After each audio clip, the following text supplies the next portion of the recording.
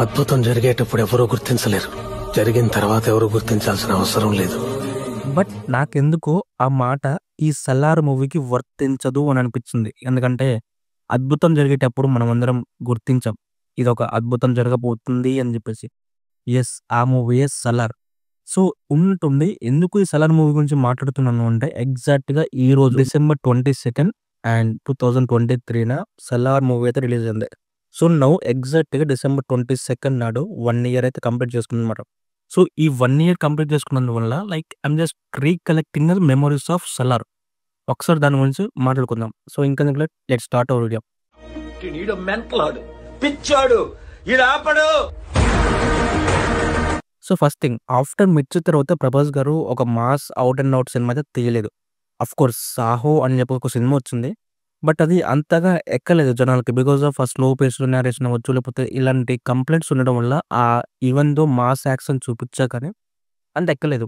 So after that తర్వాత చాలా పెద్ద రాడ్లే వచ్చాయి, అందరికీ తెలుసు. సో అలా వెళ్తున్న టైంలో ఒక ఊరట కలిగించిన న్యూస్ ఏంటంటే ప్రశాంత్ నీల్ గారితో ప్రభాస్ గారు ఒక సినిమా చేస్తున్నారు అని చెప్పేసి.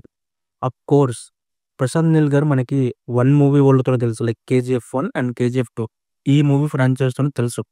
అయినా కానీ మనము హోప్స్ అనేది ఎక్కడో పెట్టేసుకున్నాం. బికాస్ 'కేజీఎఫ్‌లో' యష్ గారికి ఇచ్చిన ఎలివేషన్స్ ప్రభాస్ గారికి పడుంటే ఎలా ఉంటది అని చెప్పేసి అప్పటినుంచే ఎక్స్‌పెక్టేషన్స్ స్టార్ట్ అవుతూ వచ్చాయి. అండ్ దానికి తగ్గట్టే మూవీ టైటిల్ అవ్వచ్చు, టీజర్ అండ్ ఇలాంటి పోస్టర్స్ రిలీజ్ చేస్తున్నప్పుడు కూడా దానికి తగ్గట్టే ఆ హైప్‌కి తగ్గట్టే ఉంది. But one fine day cinema release అయిపోయింది. సో సినిమా రిలీజ్ అయిపోయిన తర్వాత ఫస్ట్ ఇంటర్వెల్ ఫైట్‌లో అసలు బీభత్సమైన హై ఇచ్చే ఫైట్ సీన్. ఓకే, ఇది చాలురా బయ్, ఇంతకు మించిన ఏముంటది అని అనుకునే లోపే సెకండ్ హాఫ్‌లో కాటేరమ్మ ఫైట్ ఉంటది. Literally blown away, everybody is blown away. And I went to the multiplex to see the movie. But multiplex movie కూడా యాక్చువల్లీ సింగిల్ స్క్రీన్ అయిపోయిందనమాట థియేటర్. సో ఆ రేంజ్‌లో ఎంజాయ్ చేశారు ప్రజలు ఈ 'సలార్' మూవీని.